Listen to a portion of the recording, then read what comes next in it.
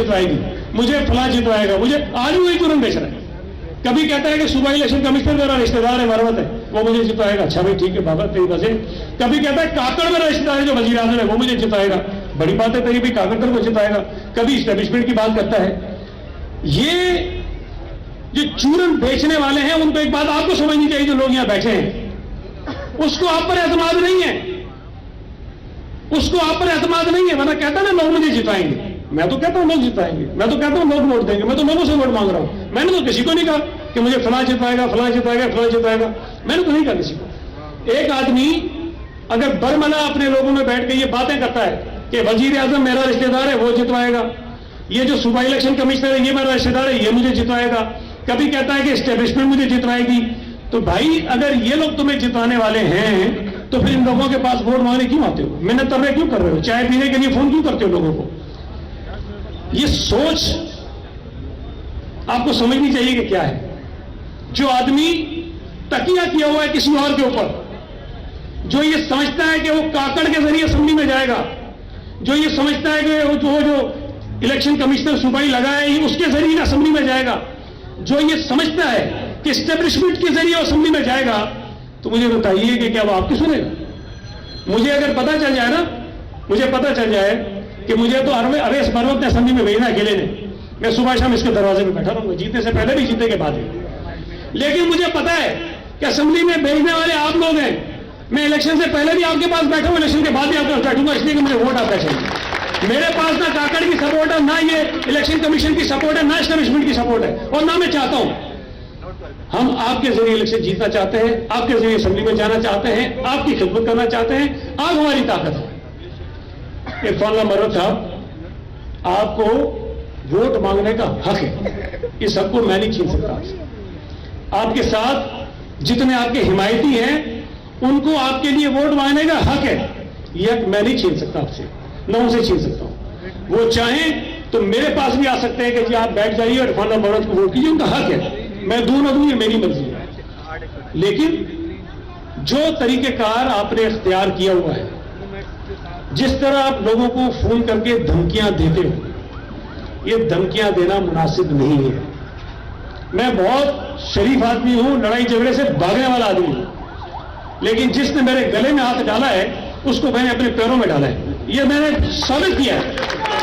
जो मेरे से लड़ा है, मैं बदमाशी नहीं करता हूं, मैं कानूनी तरीके से अपने रास्ते इख्तियार करता हूं। जिसकी गर्दन में सही आता है उसकी गर्दन से सही निकालना मुझे आता है। तो ये जो बदमाशी और गुंडागर्दी तुमने खत्म शुरू की हुई है, इसको खत्म करो, इलेक्शन लड़ो।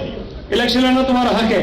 और खास तौर पे जो लोग इरफान मरवत के साथ काम कर रहे हैं, इस इलाके के नौजवान हैं, मैं उनको ये बताना चाहता हूं कि इलेक्शन जाती दुश्मनी नहीं होती है, इलेक्शन दुश्मनी नहीं होती है।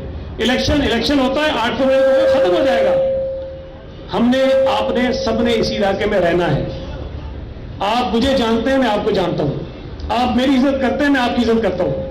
ये रिश्ता इसी तरह रहना चाहिए, ये ताल्लुक इसी तरह रहना चाहिए। इंतखाबात की वजह से आपकी गली मोहल्ले में आपस में झगड़े नहीं होने चाहिए। मोहब्बत से इलेक्शन लड़ो, आपका हक है, जिसकी मर्जी काम करो। और खास तौर पे जो पुलिस ऑफिसर जिनको इरफान मरवत ने भर्ती करवाया था से 30 साल पहले, मैं उनको बताना चाहता हूं कि ठीक है, तुम उसके एहसानमंद होगे, तुम्हारे ऊपर उसने नौकरी देकर तुम्हें अपना गुलाम बनाया होगा। तुम इरफान मरवत के लिए वोट डालना चाहते हो, डालो, तुम्हारी मर्जी है, कोई जबर नहीं है। तुम्हारा खानदान उसको वोट देना चाहता है, वोट दो, मेरा कोई जबर नहीं है। मैं भी वोट मांगूंगा, कोई जिसको मर्जी है दो। लेकिन जो तरीकेकार उन भर्ती होने वाले पुलिस वालों ने इख्तियार किया हुआ है, मुझे मजबूर मत करना कि मैं कहीं खड़े होकर नाम ले लेके बताऊं कि तुमने किस किस को क्या बोला है। तुम्हारे प्रमोशंस भी होने वाले हैं, तुम्हारी नौकरियां भी हैं। अगर तुमने ये गुंडागर्दी पुलिस की वर्दी में जारी रखी तो फिर मैं तुम्हारी नौकरियां भी खा सकता हूं, और तुमने ये प्रमोशन के तुम्हारे आगे रिकॉर्ड बन रहे हैं वो भी खराब कर सकता हूं। आज मैं नाम ही ले रहा हूं, अगर आप बाज नहीं आए मैं नाम भी लूंगा, एक एक आदमी का नाम लूंगा, और मैं उन लोगों को भी लेकर आऊंगा जिनको तुम डरा और धमका रहे हो। ये तर्ज अमल अपना बंद करो। इस तरह से इलेक्शन नहीं जीते जाते। तुम लोगों ने पहले भी जोर लगाया था, अल्लाह ताला ने हमें कामयाबी दी थी और तुम नाकाम हुए थे। आज भी मेरी कामयाबी सबसे बड़ी क्या है, ये हल्का जो कभी एमक्यूएम का घर था, یہ حلقہ جو کبھی مروت کا گڑھ تھا، یہ حلقہ جو کبھی مسلم لیگ نون کا گھر تھا، آج وہ سب مل کے کوشش کرنے میں لگے ہوئے کہ اس کو کیسے ہرائیں۔ یہ ہماری جیت ہے، یہ ہماری جیت ہے کہ پیپلز پارٹی کے خلاف یہ سارے اکٹھے ہونے میں لگے ہوئے ہیں کہ یار اکیلے تو یہ ہار نہیں سکتے ہیں، اور جماعت اسلامی بھی سارے لگی ہوئی ان کے ساتھ، تو یہ سارے اس چکر میں ہے کہ سب مل جاؤ اور کسی طرح سے اس کو ہراؤ۔ انشاءاللہ تعالی اللہ نے چاہا، میں تو چھوٹا سا آدمی ہوں، کمزور سا آدمی ہوں، یہ سب مل جائیں گے انشاءاللہ تعالی، ان کو پھر بھی ہرائیں گے اور بھاری مارجن سے ہرائیں گے، اس لیے کہ ہم نے لوگوں کی خدمت کی ہے، ہم نے لوگوں کے ساتھ ایک رشتہ قائم کیا ہے، ہم نے لوگوں کے ساتھ ایک محبت قائم کی ہے۔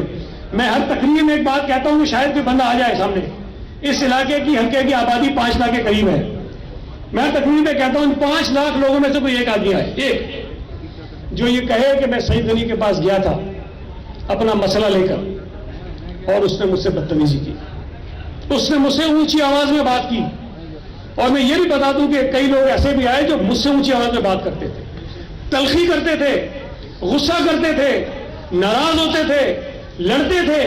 میں کہتا ہوں وہ لوگ جنہوں نے مجھ سے لڑائی کی تھی، جنہوں نے مجھ پہ غصہ کیا تھا، جو مجھ پہ ناراض ہوئے تھے، جنہوں نے میرے ساتھ اونچی آواز میں بات کی تھی، اگر ان میں سے کوئی آ جائے کہ یار میں نے یہ کہا تھا لیکن سعید غنی نے بھی اونچی آواز میں بات کی تھی، کوئی ایک نہیں ملے گا آپ کو، انشاءاللہ تعالیٰ میں دعوے سے کہتا ہوں کوئی ایک آدمی نہیں ملے گا۔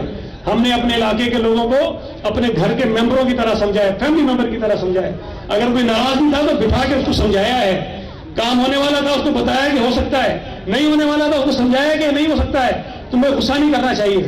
ہم نے اپنا حق نمائندگی اس طرح ادا کیا ہے۔ میں آپ کو کئی لوگ بتا سکتا ہوں جو مروت صاحب کے کبھی گھر پہ بھی گئے ہوں گے کسی کام کے لیے، اور جواب اس کا کیا تھا سامنے سے، اس کی آنکھیں یہاں ہوں گی، 4 لچے لفظ کے ساتھ ہوتے ہیں، کیونکہ اونچی آواز میں بات تو کر کے دکھائے صاحب کے ساتھ، میں تو اپنے آپ کو صاحب بھی نہیں کہہ رہا تھا بھائی، میں تو بھائی ہوں سب کا، وہ صاحب کہلاتا پھرتا ہے، تو صاحب سے اونچی آواز میں کوئی بات کرتا تھا اس کی زبان کھینچنے کی باتیں ہوتی تھی۔ یہ جو غنڈہ گردی بدماشی ہم نے ختم کی ہے، اس غنڈہ گردی بدماشی کو اس علاقے میں دوبارہ انشاءاللہ تعالیٰ نہیں آنے دیں گے۔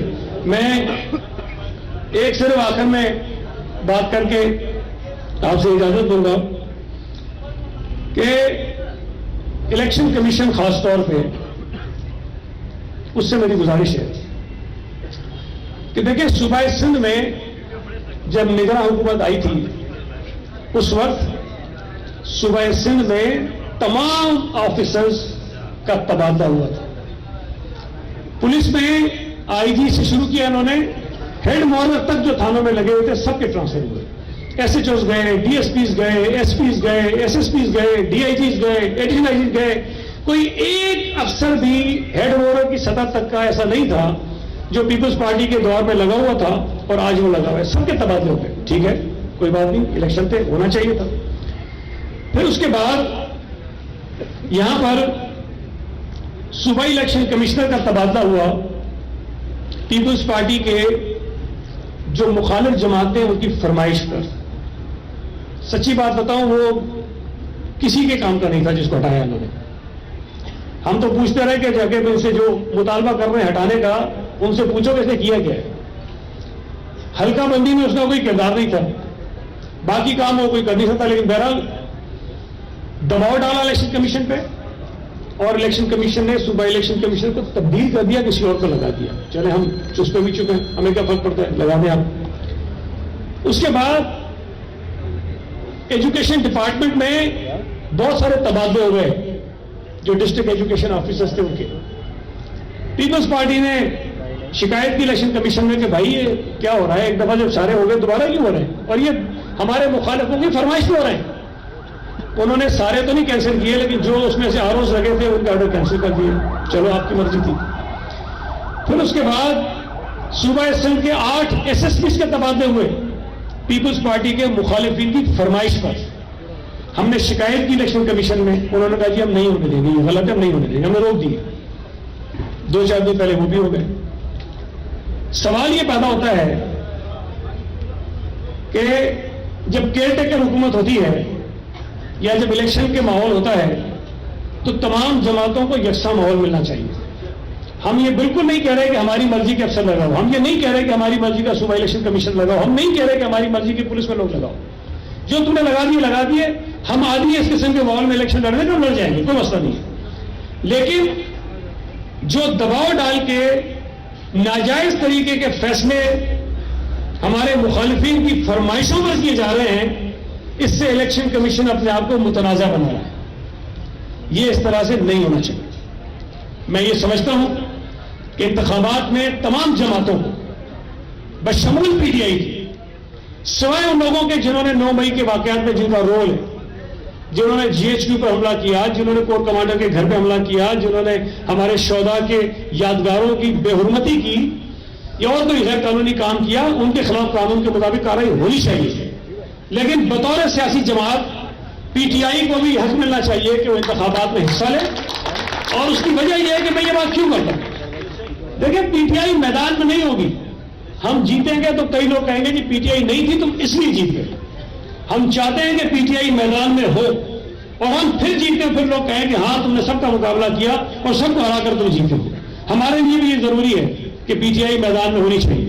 अगर लोग उनको वोट देते हैं तो दे उनको वोट, ये लोगों को हार गए। तो इंतखाबात को साफ और शफाफ बनाने के लिए बहुत जरूरी है कि तमाम जमातों को लेवल प्लेइंग फील्ड मिलनी चाहिए। किसी शख्स के दबाव में आकर इलेक्शन कमीशन को कोई गलत फैसले नहीं करने चाहिए। इससे इलेक्शन का माहौल जो है मैं समझता हूं कि मुनासिब नहीं होगा। और मैं आखिर में इलेक्शन कमीशन से गुजारिश करूंगा कि यहां पर हम खुद ही मुतालबा करते हैं, चूंकि हम इलेक्शन लगातार जीत रहे हैं, कि इस हल्के में सिक्योरिटी का सख्त तरीन बंदोबस्त किया जाए। इसलिए कि जो लोग हारते हैं वो फिर गंद करते हैं और हम नहीं चाहते कि यहां पे गंद हो। मैं यहां अपने तमाम दोस्तों को कहता रहता हूं, आज इस जलसे के तवज्जुह से भी कहता हूं कि हमने किसी से लड़ाई नहीं करनी है। 8 तारीख तक ये हमने गालियां भी बर्दाश्त करनी है, बदतमीजी भी बर्दाश्त करनी है, ये जो चीजें वो कर रहे हैं वो सारी बर्दाश्त करनी है। उसके बाद जो कानूनी तरीका होगा हम इख्तियार करेंगे।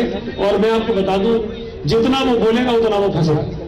वो बोलता रहे, मैंने 2-4 केस करने हैं, मुझे बहुत दुख होगा 75 साल की उम्र में जब वो अदालत की सीढ़ियां चढ़ेगा, मुझे बड़ा अफसोस होगा कि ये बूढ़ा आदमी जो है वो बेचारा ख्वार बना है, अदालतों में चक्कर खा रहा है। मैं तो रोज कोर्ट जाता हूँ, मुझे कोई फर्क नहीं पड़ता है। जो लोग मेरे केसों में आते हैं तो उनकी पूछन की हवा खराब होती है। और मुझसे अच्छे से लोगों ने, जो बड़े तुरम खान बनते थे ना, सबने माफिया मांगी हुई, अदालत में लिख के दिया हुआ है कि हमसे गलती हो गई, हमने आप पे इल्जाम लगा दिया था। तो मेरे ऊपर इल्जाम लगाने से पहले जरा सोच लेना कि मैं कोई किसी और किस्म का आदमी हूँ। तो जरा मैं वो गालों गलौज तो नहीं कर सकता हूँ, आती तो मुझे बहुत है गालियाँ, लेकिन मुनासिब नहीं है कि मैं गालियाँ दे के अपने आप को खराब करूँ। तुम्हें वो तरबियत दी शायद भगवान ने, तुम करते रहो, हम वो तरीके का इख्तियार नहीं करेंगे। लेकिन हाँ, अगर गले में हाथ डालोगे तो फिर इंशाअल्लाह ताला ये बता दूं कि पैरों में मैं आपको भी लूंगा। बहुत शुक्रिया। मैं तमाम लोगों का शुक्रिया अदा करता हूँ कि आप लोग यहाँ पे तशरीफ लाए। कारी इस्माइल साहब से गुजारिश है कि वो दुआ के लिए यहाँ पे तशरीफ लाए। कारी इस्माइल साहब नहीं करेगा, क्या वीडियो टॉक करना होगा, यही करेगा। इलेक्शन में आपने पिछली तरह